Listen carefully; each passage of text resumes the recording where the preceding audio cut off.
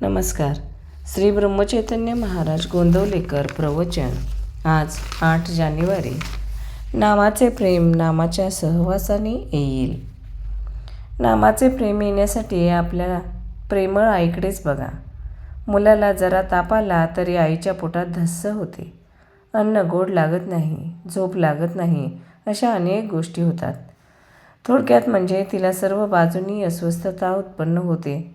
नाम घेण्यात थोडा व्यत्यय आला तर आपली स्थिती तशी होते का? याचे उत्तर आपल्याला स्वतःकडूनच मिळण्यासारखे आहे. नाम घेणे हा माझा धर्म आहे, ते माझे आराध्य कर्तव्य आहे. त्याच्याशिवाय जगणे म्हणजे मेल्यासारखेच आहे. नाम घेण्यात माझे आत्यंतिक हित आहे. किंबहुना मी नामाकरिताच जन्माला आलो आणि तद्रूपच होऊन जाईन, इतक्या प्रज्वलित भावनेने नाम घेणे जरूर आहे. आणि मग प्रेम आले नाही ही गोष्ट शक्यच नाही. प्रेम येत नाही याचा अर्थ हाच की आम्ही नाम खऱ्या अर्थेने आस्थेने घेत नाही.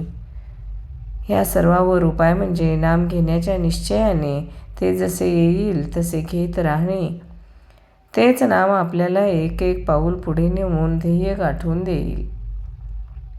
परिस्थिती चांगली आली म्हणजे नाम घेईन असे म्हणणारा मनुष्य नाम कधीच घेत नाही. नाम हे मनात किंवा उच्चार करूनही घेता येते. नामात राहावे म्हणजे अंतःकरणाची शुद्धता होईल आणि अंतःकरण शुद्ध झाले की भगवंताचे प्रेम येईल. नुसत्या पुष्कळ जपापेक्षा विवेकाने आणि विचाराने आलेले प्रेम नामात असणे जरूर आहे. खरे म्हटले म्हणजे नामाचे प्रेम आहे. ताकात लोणी असतेच, फक्त ते वर दिसत नाही. पण ताक घुसळल्यावर जसे ते वर येते तसे भगवंताचे नाम आपण घेतले की त्याचे प्रेम आपोआप वर येते. साध्या शब्दांचा देखील आपल्या वृत्तीवर परिणाम होऊन तो भाव आपल्या मनात जागृत होतो. मग भगवंताचे प्रेम का येणार नाही? आज तुम्हाला जेवढा वेळ रिकामा मिळतो तेवढा वेळ भगवंताच्या नामात घालवण्याचा प्रयत्न करा. पुष्कळ दिवस एका घरात राहिल्याने त्या घराविषयी आपल्याला प्रेम येते ना? प्रपंचाचे प्रेम आपल्याला सहवासाने आले आहे, तसे नामाच्या अखंड सहवासाने त्याचे प्रेम आपोआपच येईल. उठता बसता चालता बोलता आपण अनुसंधान ठेवण्याचा प्रयत्न करावा. कोणतेही व्यसन कालांतराने पचनी पडते आणि मग मनुष्य जास्तीत जास्त त्याच्या अधीन जातो.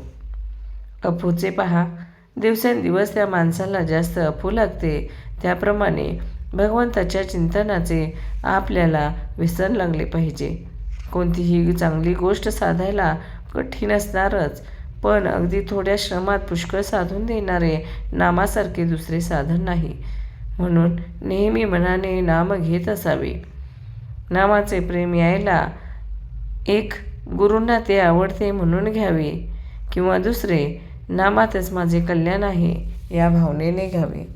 धन्यवाद.